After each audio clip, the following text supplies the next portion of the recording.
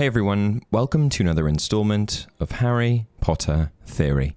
I'm coming to you today with some breaking and exciting news to share about the casting of the legendary trio in the upcoming Harry Potter series. That's right, we finally got our Harry, Ron and Hermione. In an interview with Mark Mylod and Francesca Gardner last December, they revealed that an astounding 30,000 children responded to the casting call for these three roles. We also learnt that over 30,000 people auditioned for the roles of Harry, Ron and Hermione during the open casting call earlier this year. And although the Golden Trio have yet to be cast, Mark admitted they watched every single audition, and there's a couple crackers. The sheer volume of applicants is a clear demonstration of both the level of interest in the series, as well as the production team's dedication to finding the perfect actors for these iconic roles.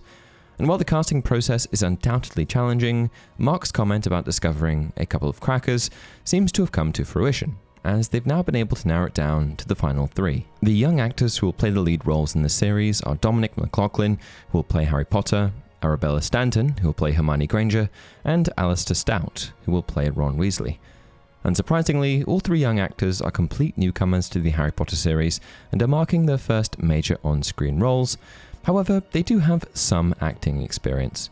McLaughlin is set to appear in Sky Originals' upcoming family comedy film, Grow, while Stanton previously played the titular role of Matilda in the stage production of Matilda, the musical on London's West End between 2023 and 2024. Executive producers Francesca Gardner and Mark Mylod said in a statement Tuesday that they discovered these young actors after an extraordinary search led by casting directors Lucy Bevan and Emily Brockman. The talent of these three unique actors is wonderful to behold, and we cannot wait for the world to witness their magic together on screen, Gardner and Mylod said. We would like to thank all the tens of thousands of children who auditioned. It's been a real pleasure to discover the plethora of young talent out there. These three names have now been officially added to the growing list of talent set to appear on the series. I'll continue to cover any updates we receive as we move forward. Anyway, beyond the trio, 6 other major actors have also been announced in recent weeks. In case you live under a rock, I'll quickly cover those as well. Quirrel. Actor Luke Thallon has officially been cast as Quirrell, the nervous Defense Against the Dark Arts professor from Harry's first year. Thallon is an accomplished stage actor whose credits include Patriots, Albion, and Tom Stoppard's Leopoldstadt.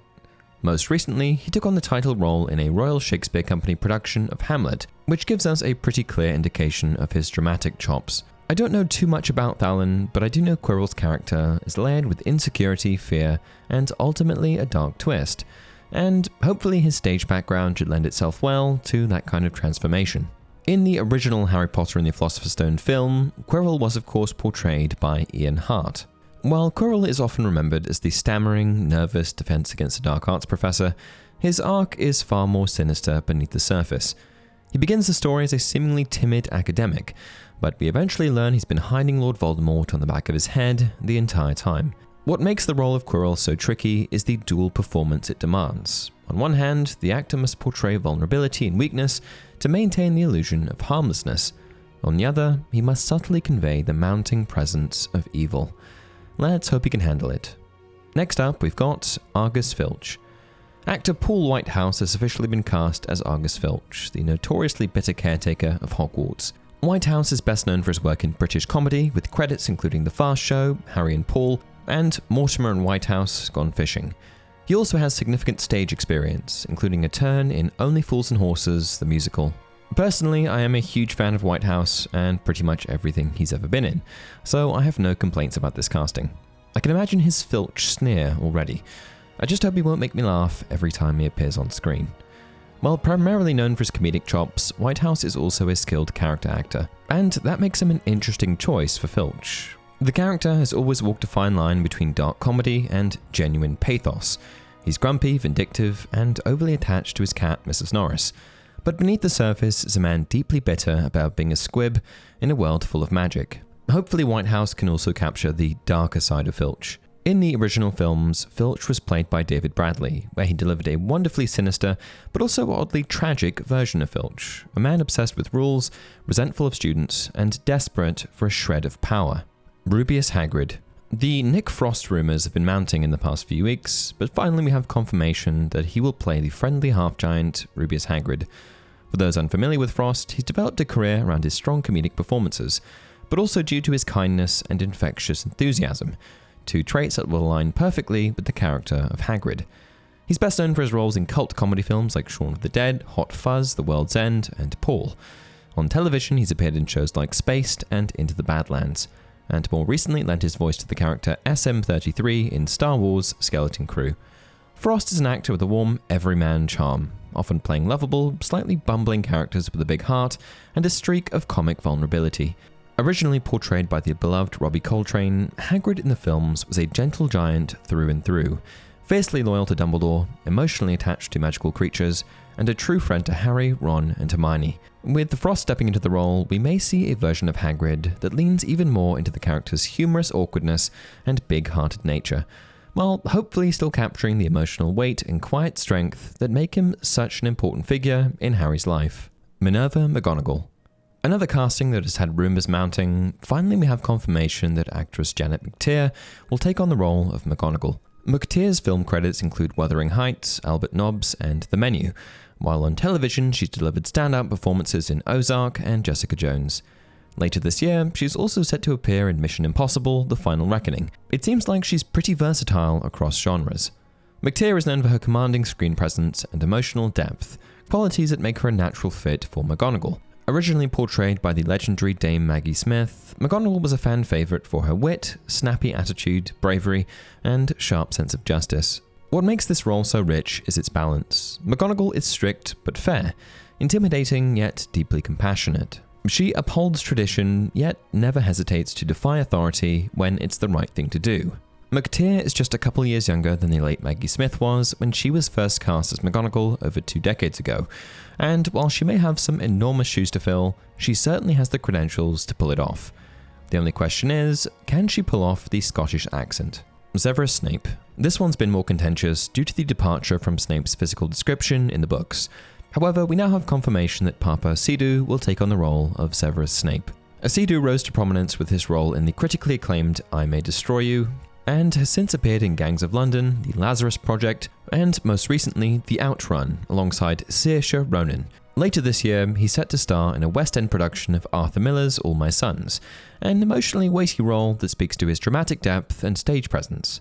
Snape is one of the most complex and morally ambiguous characters in the wizarding world. Cold, cruel, and calculating on the surface, yet ultimately revealed to be motivated by loyalty, grief, and love.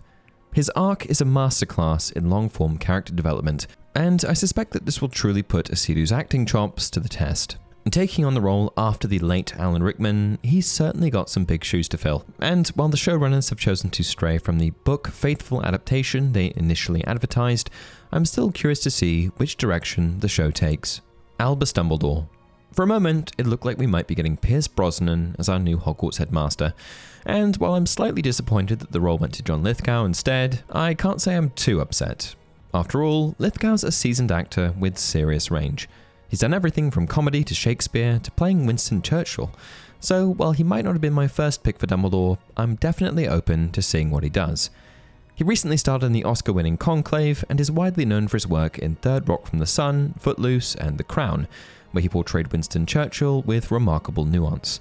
Just last week, Lithgow also won an Olivier Award for his performance as Roald Dahl in the stage play Giant, which is now transferring to the West End, a testament to his ongoing relevance and versatility as an actor. Taking on the role of Dumbledore is no small task. Originally portrayed by Richard Harris and later by Michael Gambon in the film series, Dumbledore is a figure of deep complexity, wise, enigmatic, kind, manipulative, and burdened by a dark past. However, I think that Lithgow has both the theatrical command and emotional intelligence to delicately balance the highs and lows of his character. Casting John Lithgow does break one of the biggest rules established in the film franchise, that the cast must be exclusively British, Irish, or Scottish. That said, John Lithgow is no ordinary American actor, and his extensive resume showcases his ability to embody diverse and complex characters, even British ones. Alongside the announcements, showrunner Francesca Gardner and executive producer Mark Mylod said they were delighted to have such extraordinary talent on board, and we can't wait to see them bring these beloved characters to new life. What do you guys think of the casting announcement? They look like a pretty good trio to me. Now we'll just have to wait and see what their acting looks like. Personally, it's going to be a tough adjustment when it comes to imagining new faces for these 3 iconic characters. If you enjoy the content, please like the video and subscribe to the channel. Until next time, remember, it does not do to dwell on dreams and to forget to live.